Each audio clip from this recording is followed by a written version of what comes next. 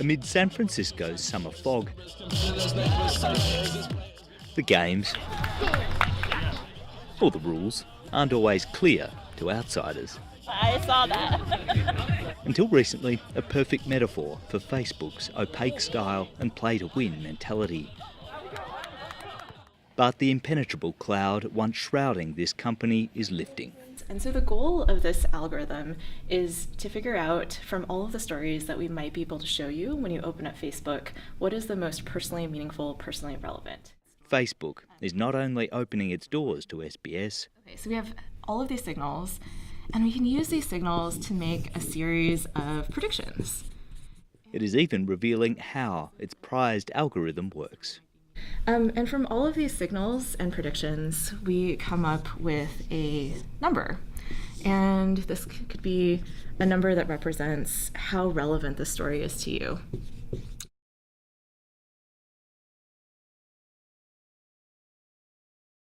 Cambridge Analytica's misuse of data for political purposes ignited the still smouldering scandal of Russian interference in 2016's presidential election.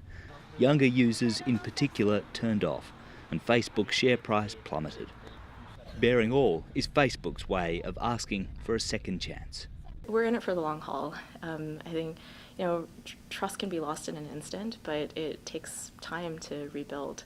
The promise is less clickbait or dubious news and more posts from friends and family. We're weighting stories that are more likely to spark conversations. That will result in them numerically getting a higher relevance score, and they'll start to show up earlier in people's news feeds.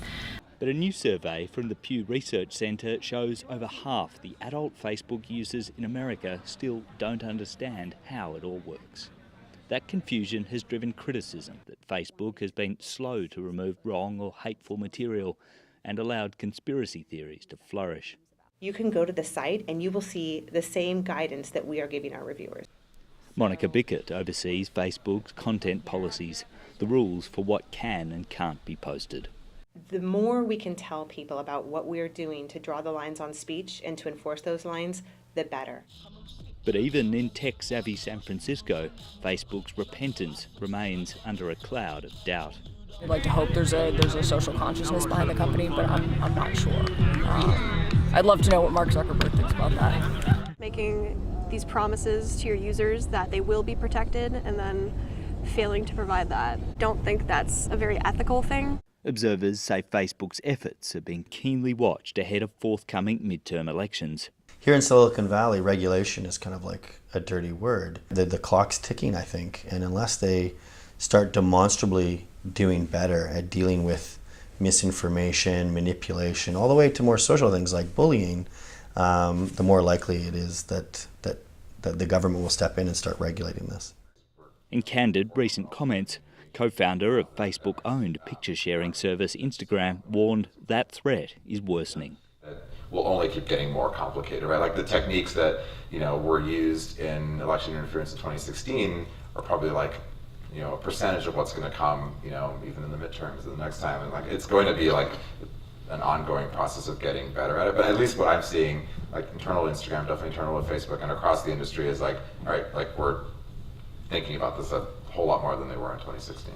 Facebook's response has been to point to huge investments in teams of content moderators and machine learning technology, which together the company says have enabled it to identify and remove over 580 million fake accounts in the first quarter of 2018 alone. But the company acknowledges that statistics like that don't necessarily convince users that the platform can be trusted. We're definitely getting better at finding this sort of activity and stopping it. In terms of But are people recognising that? In terms of communicating with people, I think there's more we need to do. Monica Bickett says Facebook views misinformation as a global issue. She's visiting Australia later this year, but says Facebook is yet to detect attempts to meddle in Australian politics. In San Francisco, James Bennett for SBS World News Australia. Right, and especially because you're probably going to get questions from people around the world, and